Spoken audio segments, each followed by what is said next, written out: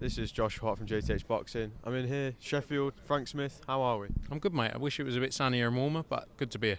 I'm going to say, when I walked in today, seeing it outdoors, I was a bit surprised with the weather, but obviously you don't know what the weather's going to be like on the day. What do we make of this main event first of all? I want to just talk about Sheffield first. What do we make of this fight? Look, I think it's a great fight. I think it's a test for Dalton Smith. I think he needs a big standout performance. He's got the opportunity to replace those stars of old in Sheffield that we've seen, the likes of Kell Brook, who have done huge things for boxing here. And I think he needs a big performance on Saturday night. I think we're going to see a great performance from him as well, and then step on to the world level. Sam Maxwell's here to fight though, and I think we're going to be in for an intriguing fight. I think Sam Maxwell is a very good opponent. Obviously, he's been at world level before but lost, so he's already been here and done this. Do you reckon that experience is something that could really test Dalton tomorrow night? Yeah, look, it all comes back to experience, being in those events, and that's what Dalton needs when he's ahead of stepping up to these big fights. He needs those experienced fights, and I think Sam Maxwell's going to give him that. Talking about stepping up, I just want to talk about Bostan versus Ryan Amos. Obviously, being a man from Nottingham myself, I've seen Ryan Amos, I've seen him come up. What was the choice for Ryan Amos as Junaid Bostan's opponent? Look, Junaid wants to move quickly. We've seen some great performances from him, some great finishes, but he wants to step on as quickly as possible. And I think Ryan Amos is a perfect opponent for that. He's going to give him a test. And again, you have to. A lot of fighters want to take it slow, understandably. But Junaid Bostan believes in his ability and his skill. He's living the life. He's training hard. And I think you're going to see another great performance from him on Saturday as well. And he wants to move quickly.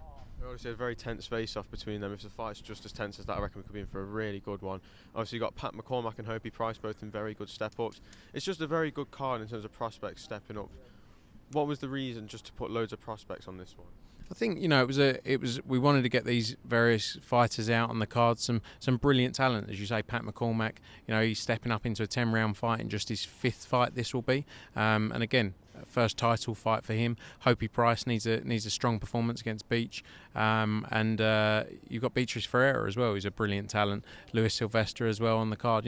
It's a great card top to bottom, and looking forward to getting it going. And we want to get some great talent on here. Moving away from here, obviously September 23rd, Joyce versus Zhang has been announced. I know that's also the date you were looking to get Eubank Benn at the Tottenham Stadium.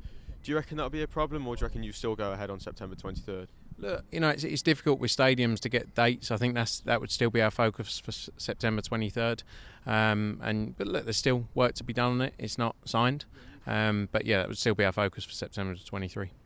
Talking of stadium fights, I know Leigh Wood is someone who really wants a City Ground fight, and also know you've had meetings with Nottingham Forest. Is the City Ground fight still potential, or do you reckon it's getting a little bit too late to make it? I don't think it's about late to make it. I think the case is more for the stadium and the pitch.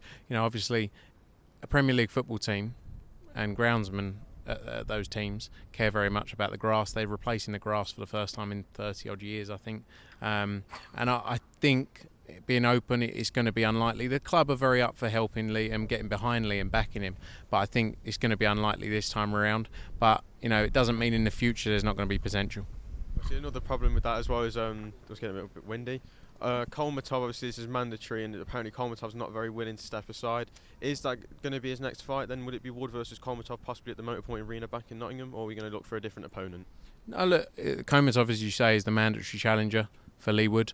There's still work to be done on that side. We want to deliver Leigh Wood against Josh Warrington. It's the fight that makes sense. It's a massive fight. So, hopefully we can find a way to get that over the line. Where would Warrington land? A lot of people are possibly talking maybe Manchester with a 50-50 fight in a 50-50 venue. Potentially, it's about finding the right venue of the right size. Again, it's so busy right now trying to find the right site. We're looking at venues currently and potential dates for that to go on.